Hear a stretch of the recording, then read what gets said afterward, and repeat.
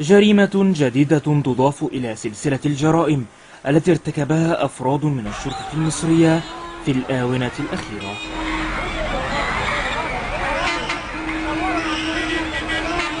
خالد سعيد شاب مصري لم يتجاوز عمره 30 عاما ويعمل مديرا بإحدى شركات الاستيراد بالإسكندرية، لفظ أنفاسه الأخيرة بعدما قام 2 من المخبرين هما محمد الفلاح وعوض المخبر التابعين لقسم سيدي جابر بضربه وتعذيبه أمام مسمع ومرأى من الجميع، والسبب أنه اعترض على الطريقة التي تعامل بها المخبرين عندما طلبوا منه إظهار بطاقته الشخصية، فكان الجزاء الموت.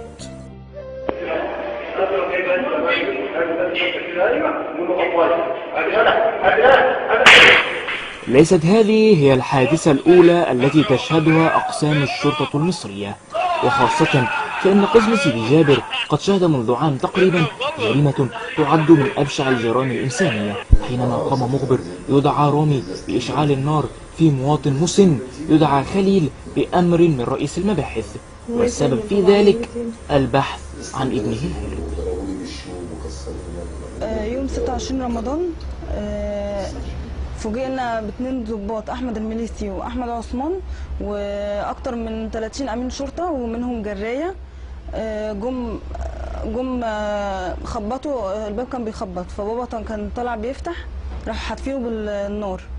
كلنا خالد سعيد شعار رفعه شباب الفيسبوك ونشروه عبر مدوناتهم، بل وأخرجوا له العديد من الكليبات على موقع اليوتيوب تعبيرا عن استيائهم مما حدث وقلة حيلتهم، فعلى حد قولهم لا حياة لمن تهدي.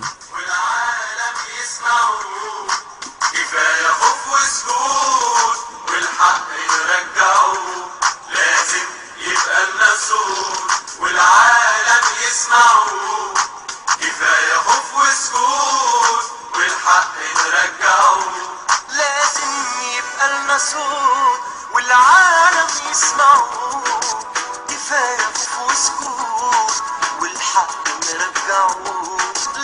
قديما كان الشعار الشرطة في خدمة الشعب، واليوم أصبح الشعب والشرطة في خدمة الوطن، لكن غدا ربما يصبح الشعار الشعب ضحية الشرطة. إسلام أبو المجد ABN الإسكندرية.